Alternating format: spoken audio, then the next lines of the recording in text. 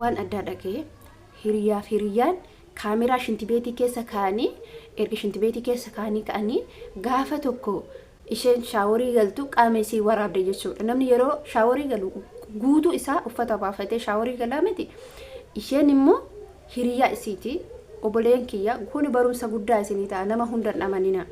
Gaaf kaanii hiriyaan isheetuun tokkoffaa mallaqa olirraa liqeeffatanii turanii gaaf malleen kun guddaadha. Gaaf isiin mallaqa kana gaafattee doorsisuudhaaf akkam goote isinitti fakkaate kaameraa shintibeetii keessa keete. Kaameraa shintibeetii keessa keettee kaate yeroo shaaworii galtu kaameraan isii waraaba. Gaaf kaanii viidiyoo kanaan isii doorsisti.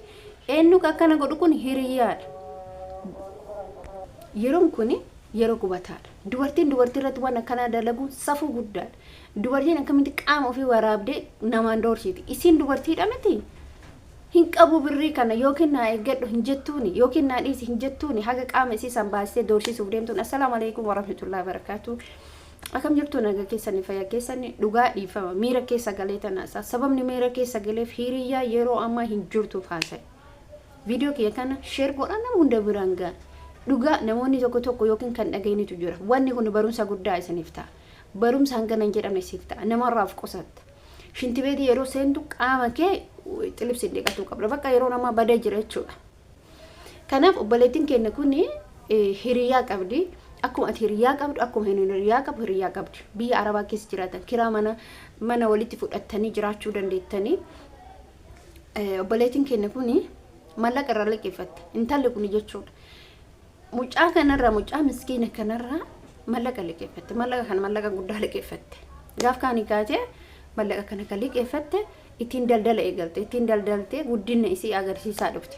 Gaaf kana mana liqeeffattee na bira gali jechuun ni turte. Gaafa isheen bira galtu isheen edaa gaafuma bira galtu kana akka isiin mallaqa kana gaafan malleen kun mallaqa guddaa waan ta'eef akka isiin mallaqa kana gaafanneef karoora kana baafattee kaate.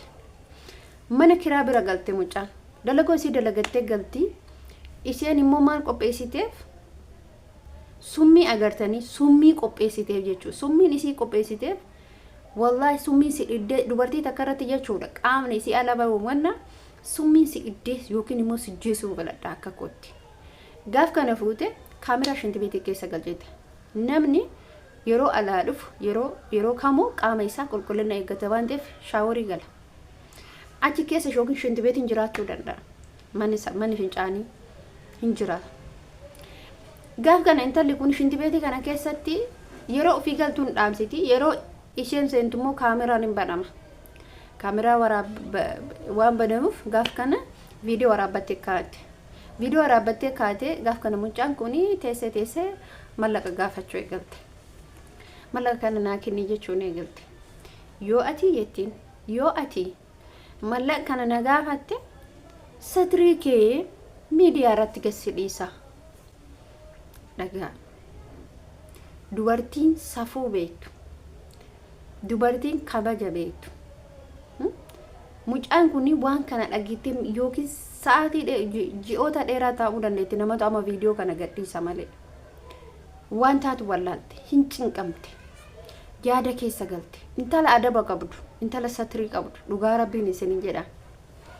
Mi ani ka gaafii nati ta'e dubartirratti akkamitti qaama ofii waraabdi. Nuti dubartiin tokko dhiirris fakkeenyaaf dhiirri tokkoo miti dubartiilleen tokkoma jechuudha. Safuudha immoo. Safuudha. Wallahi waan taanetu waan bara kana keessa waanuma taane dhageenyeeyyu.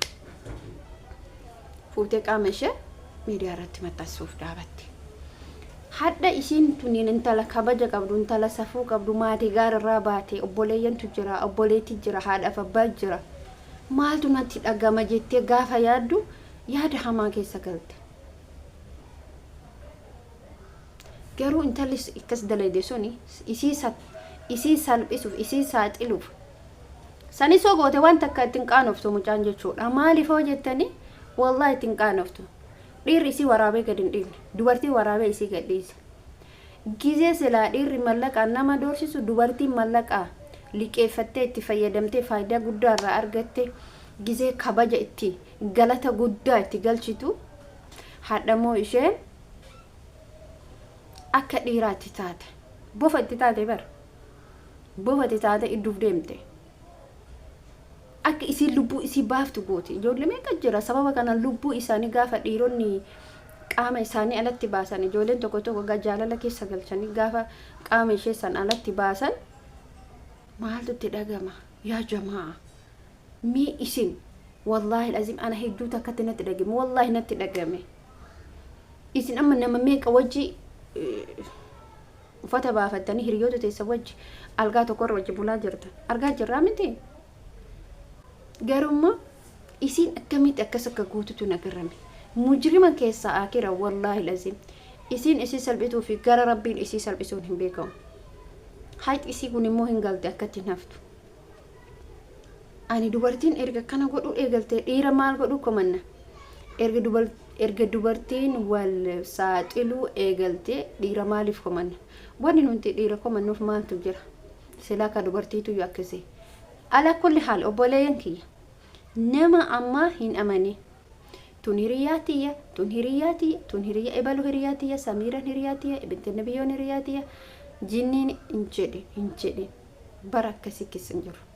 Barri itti keessa jirtu bara qofaaf yaadu qofa. Hin jirti hiriyoonni hedduutu jira.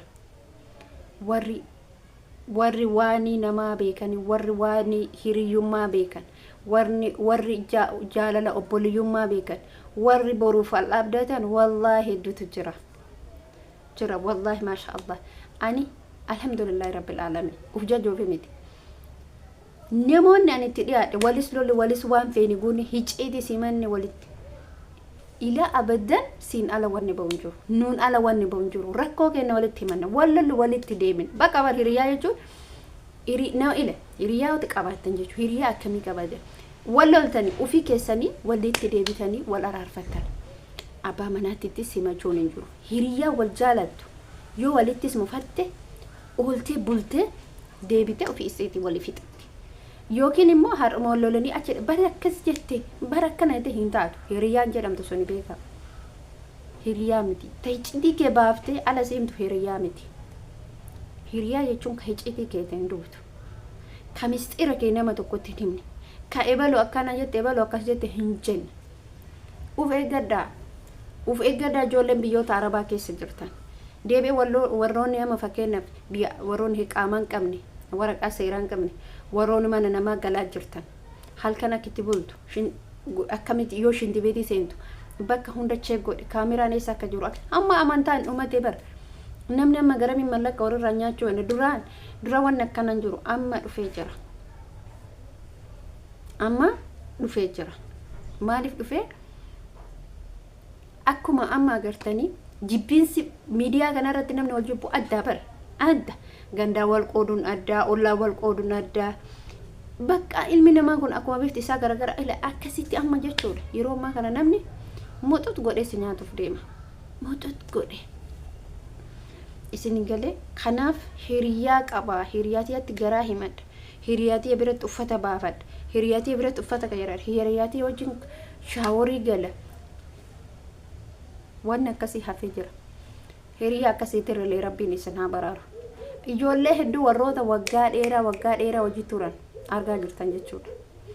Warra wal saaxilu balbala rakkatti dhaabate xiqqoomaaf akkatti hafutu jira. Yoo tokko baasuuf taa'u rabbiin tokko keessaa qabbaneessa argaa jirtan miidiyaa kana irratti.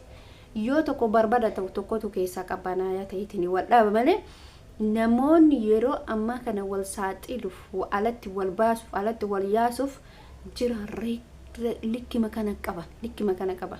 Balbalarra ta'anii lilil bayuuf akkatti balbalarra ta'a afaanii ba'uuf bar akkatti jechuudha garamumaan saaxilu garuma waa argadhee gadi baasu warroota akkasiitu jira. Rabbiin hiriyaa akkasii isinirra haa qabu. Rabbiin immoo waan hin taane wallahi lazim rabbiin isinirra haa qabu. Akkasii isiniin jechuu barbaada.